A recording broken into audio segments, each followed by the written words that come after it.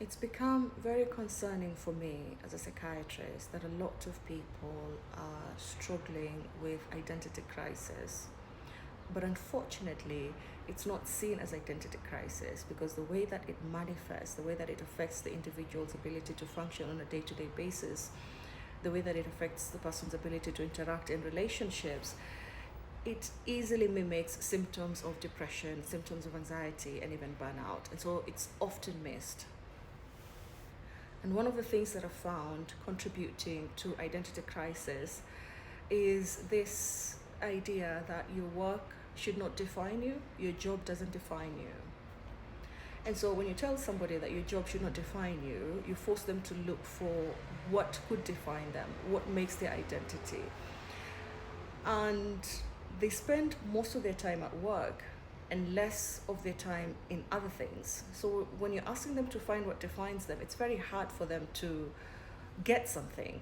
Am I defined by my hobbies? Am I defined by my self-care routines? Am I defined by my personal relationships? And that then leads to more confusion on what defines the individual, because a big chunk of their time on a day-to-day basis is spent at work. And in that time, it defines the experiences that they have during those hours. If you're working 8 hours, 9 hours, the work that you do defines the experiences that you're going to have, which in turn determine the kind of person you're going to be. So work provides a very large context in which we can understand ourselves, our personality. Home as well does, but not as much time as we spend at work.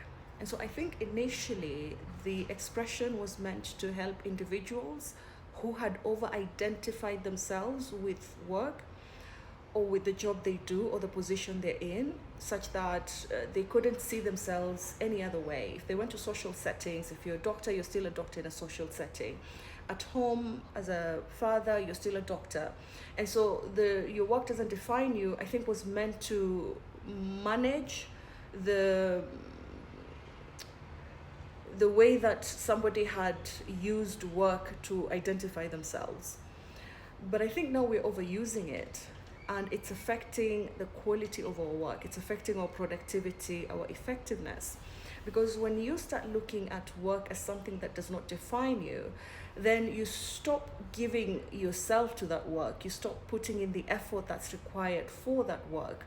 You stop being as committed to the job that you're giving or to the position that you have. Yet that is the very thing that is going to define the identity that you're trying to build for yourself.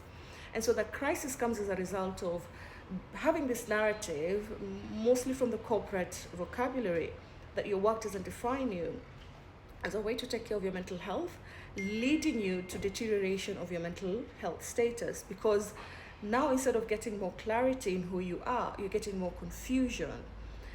Because when you look at what else defines me besides the job I do, besides the position I'm in, besides the car I drive, besides the money I have to give me the experience I want in life, what else is there to define us?